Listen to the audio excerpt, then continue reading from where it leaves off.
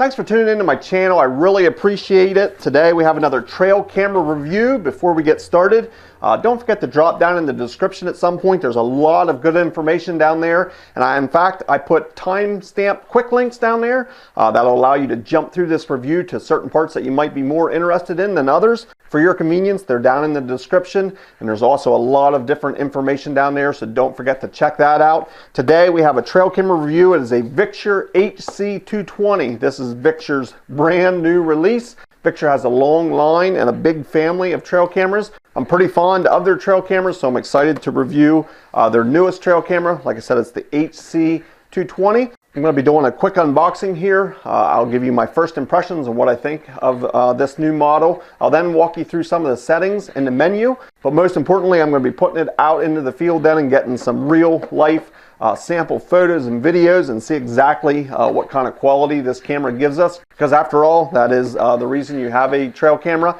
and getting to see those sample photos and videos gives a real good idea on how the trail camera is going to perform for you. So let's get into the unboxing. Like I said, it's the Victure HC220. Here are some of the specs on it. It is a 20 megapixel trail camera. Inside the box we have a welcome and a thank you from Victure. Have a user's manual. Here is the all-new Victure HC220. Don't forget to remove all your covers from all your lenses. Show you a little bit more of the case in just a bit here. Also inside the box here we have accessories. Comes with a tree strap, plastic buckle. Comes with an optional mount. You can use that as a wall mount or a tripod mount. Also has a USB cable. Take a closer look at the actual housing. Has a one latch here on the side which opens up, gives you access to just part of the camera. If you can see here, the lens stays stationary. I really like this type of design. It makes setup a breeze, because when you have the camera mounted to a tree and you open up to look at the settings and the display screen, the camera continues to face the exact direction that you're going to be using the camera in. It makes setup, like I said, a real breeze. Has a quick battery tray there. Nice ejection, really comes out nice. Over here are your menu settings and your on off switch. You would be able to put a padlock on there to keep that door shut. It also has a cable security enabled right there. You can run a security cable through there. Tree strap of course would go there. Underneath we do have a 1/4-20 tripod mount, or that optional wall mount that it came with. This is a 6-volt trail camera, and it would have a 6-volt port there that you can run external power if you so choose. Pretty compact trail camera. Fits there in the palm of my hand. Let's put in some batteries and check out the menu settings. So I have the camera loaded up with batteries, and I put an SD card in it. It has a 3-position switch. We're going to switch that over to the test mode. We can then press the menu button to go into their menu. As you can see here, the first option we have is the mode, and that is whether we want to select photo, video, and it also has hybrid mode where it takes a photo first followed by a video. Next we can set up our photo resolution. There's different options. It starts down at 3 megapixel and it goes all the way up to 20. Next we can do your photo series, and that's how many photos you want it to take in a row. If you have it on photo mode, you can choose 1, 2, or 3. In the video resolution, the highest setting is 1080p. We'll leave it at that. Next we have video length. Here you can have the option of setting it from 5 seconds, it looks like, up to 10 minutes. So you have the option of a 10-minute video with this camera. Next is your PIR interval, and that is the time the camera delays in between sensing action. So if it takes a photo or video, it'll wait this long.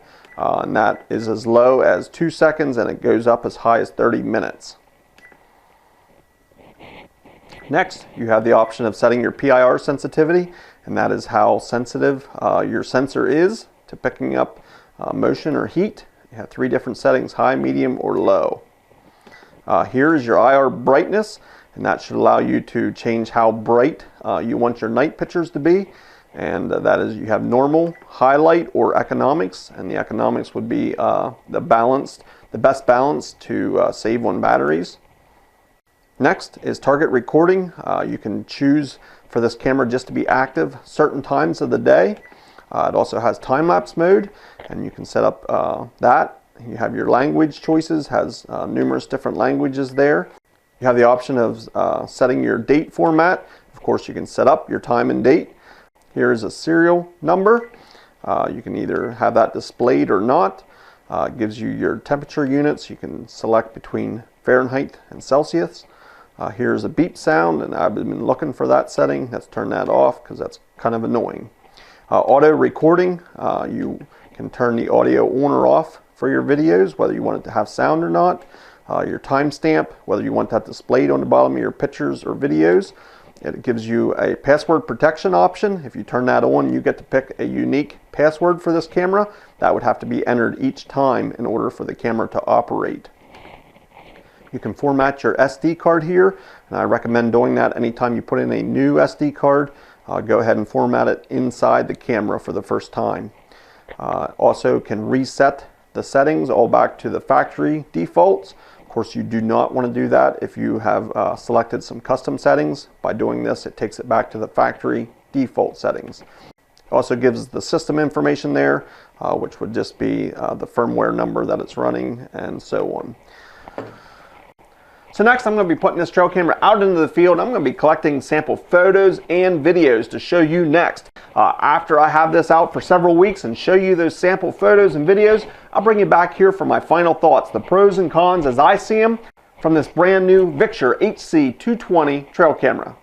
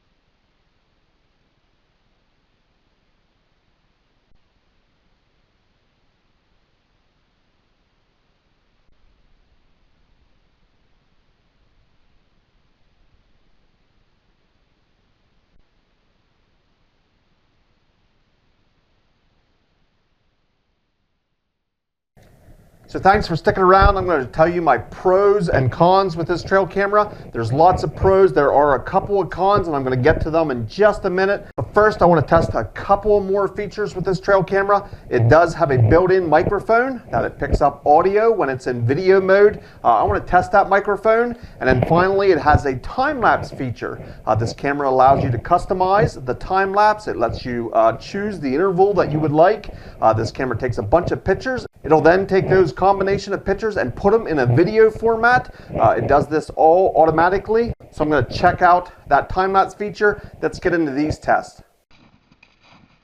So I like to do an audio test on my trail cameras, and that is just how well does the built-in microphone pick up audio when it's in video mode.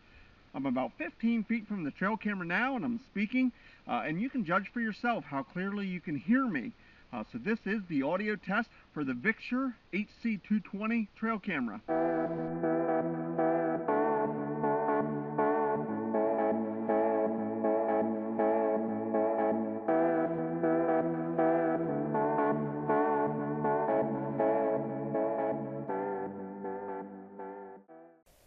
So it is time for my final thoughts. This is when I'm going to give you the pros and cons as I see it after testing this Victure trail camera. I'm going to start off with the pros. Victure always does a great job of combining affordability, and yet you do not have to sacrifice features. This trail camera, I would say has as many features as any trail camera out there. It's fully customizable. It has lots of custom settings that in the menu that allows you to fine-tune this camera for exactly what your situation calls for.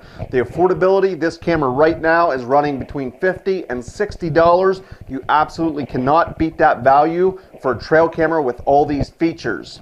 Another positive is the security option that this trail camera offers. It allows you to use a cable restraint. Right here it has cable mounts. It has a place that you can put a padlock that you would not be able to open up the access cover here. It also has password protection. So this camera really does take into consideration security, and if you're putting this out into public land or a place you're afraid of theft, these security options will definitely be handy for you. I thought the camera had good quality in both its pictures and its video. The daytime pictures and videos were very good. The nighttime pictures and photos, they were acceptable. They weren't the best I've ever seen, but for a $60 trail camera, more than acceptable both day and night for the photos and video quality. Another positive with the Victure HC220 here is the design of the case. I love the fact that you can just open up the bottom access panel here and get right to your settings. You has a nice viewfinder. You can use that for playback, but what can make that very handy is to set up your camera. Your lens remains stationary here as you have it mounted to a tree, and you can open up the bottom and see exactly what your camera's seeing. It makes setup a breeze, and I absolutely love cameras that keep this lens stationary even when you're accessing the menu. Now on to the cons. There are just a couple of cons. One of them would be this external power port. This camera can be run on 6-volt external power, but along with other cameras that I have complained about this very same thing, the access port goes through the door of setting up your camera. You have to unplug the power every time in order to open up this camera. I find that not only inconvenient, but it kind of scares me to know whether the camera is in the middle of taking a photo or video when I unplug it. You just have no way of knowing. The other part that concerns me is when I'm turning the camera on. If I'm going to be putting external power to this camera and I want to turn it on and walk away from it, you have to have this door closed, which does not allow you to be at any of the settings, and then plug the power in.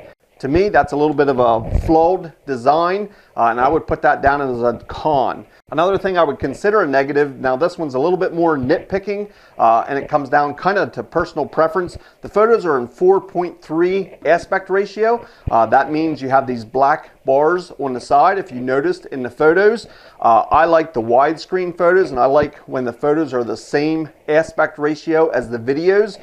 This camera isn't. Again, that does kind of come down to personal preference. You might not find that displeasing at all, and that wouldn't be a negative for you. For me, I put that in the negative column.